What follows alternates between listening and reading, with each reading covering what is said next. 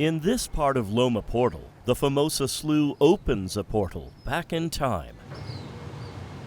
A place with plentiful fish and crustaceans for the many species of birds who rest and feed here. So we've seen 100 different species so far this year. Kelsey Coleman is the conservation coordinator for the San Diego Bird Alliance. And by the time December ends, we will have doubled that count over.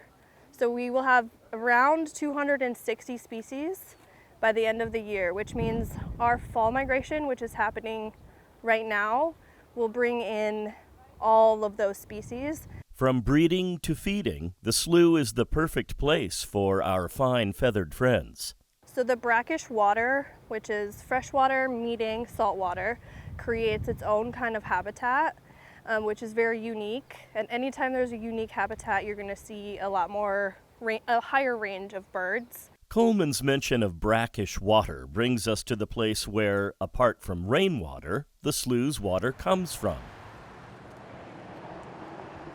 It's here, on the other side of West Point Loma Boulevard, the smaller portion of the slough, 12 acres, but critical to its existence. This is where water comes into and goes out of the 25-acre portion twice every day. That water originates at the mouth of the San Diego River. When the river mouth is seeing a high tide, it will take 3 hours for Famosa Slough to see that high tide. So those birds are traveling from the river mouth from other areas over to the slough here to be able to still eat. Once upon a time, this entire area was an estuarine part of Mission Bay, that meeting point of fresh and salt water. Then came all the development that surrounds the slough, development that was once slated to extend to where the slough is now. My name is Tim Fleming. The slough has been an important part of Tim Fleming's life for more than 30 years. He helps lead the group that keeps this place healthy, the Friends of Famosa Slough. He knows a lot about its history. In the 70s, there was a developer that owned the property and had filled in this land, and they had really focused on West Point Loma Boulevard. And so in that location, there had been concrete that had been pushed into the slough. But in September of 1990, the city purchased the slough and the big cleanup began. Fleming says all of the debris was removed, and years later, some of it was actually put to good use. And we made a pile over there, took it all over there. So now there's an upland area that we're working on revegetating. But by doing that, we scooped out a good bit of what had been fill and created a nesting island. More recently, the Friends of Famosa Slough bought the land bordering most of the west side. Volunteers now maintain the land. Now we're going to go left. Another major project was completed about 25 years ago, the creation of 3 catch basins, which capture runoff from the surrounding neighborhoods and filter it before it gets into the slough. I'm the board chair for Friends of Famosa Slough. You might also call Jim Pugh the grandfather of this special place. He was one of the advocates pushing the city to buy it. He's been working to keep it pristine for more than 35 years.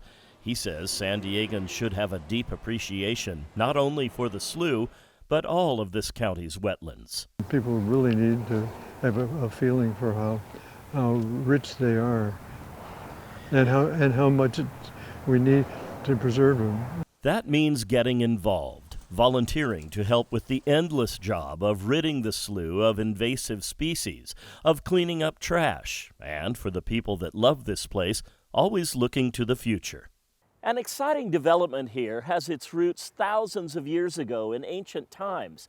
The Kumeyaay people used plants that grow here, like this spiny rush. They haven't harvested this one yet, but they have used this one. This is bulrush. The Kumeyaay used this thousands of years ago to make canoes, and they're using it again today to do the same thing. Harvesting the plants here is only allowed for Kumeyaay people.